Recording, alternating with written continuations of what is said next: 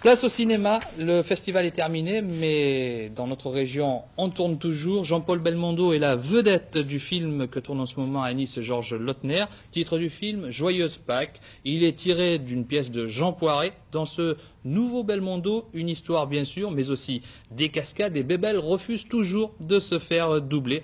Alain Georgeot a suivi une partie de ce tournage. C'est avec ses images et son reportage que nous nous quittons. Excellente soirée à tous.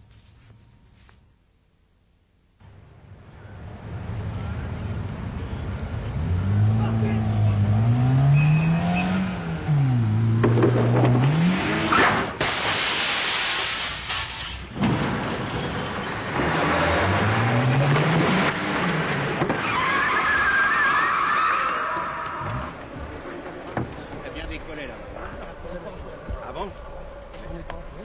Oui, c'est vrai, celle C'est vrai? ne marche pas.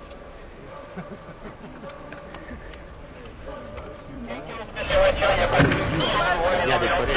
Moi, je pas entendu. Je vous ai bien observé lorsque vous êtes sorti de la voiture.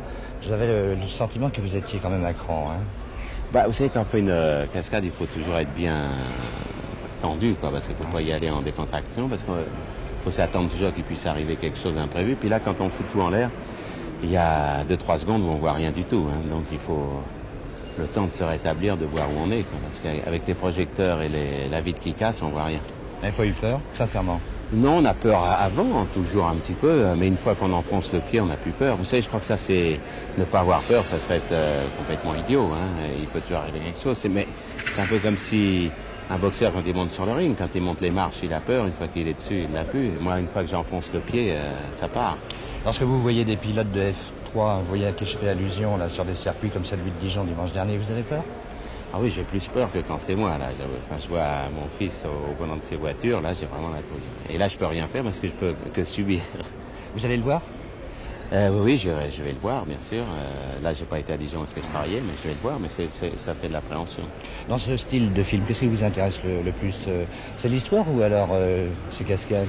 Non, les deux, parce qu'il y a une très bonne histoire de Jean Poiret qui me permet de jouer la comédie et de me déchaîner. Et en plus, il y a ces cascades, si vous voulez, j'allie les deux, c'est-à-dire mon goût de jouer la comédie et mon goût du sport. Vous voulez que je vous raconte un peu le topo? Non, pas tout, non, on non. est plus au cinéma un peu. Non, mais simplement l'action. Oui. Si vous voulez, c'est un dragueur invétéré, Jean-Paul Belmondo, qui est marié à Marie Laforêt et qui profite du week-end de Pâques pour draguer une jeune fille, Sophie Marceau, qui ramène chez lui.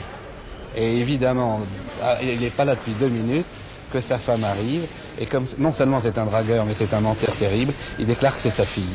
Et il part dans un mensonge dont il n'arrive pas à se sortir. Voilà la trame.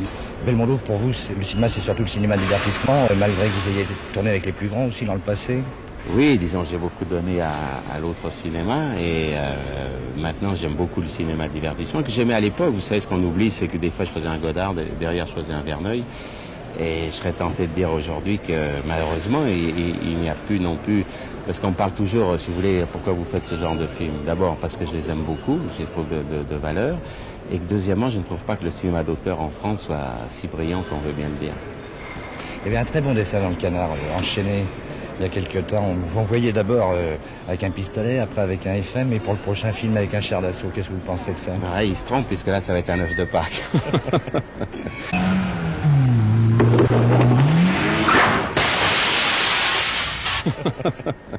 Merci Jean-Paul.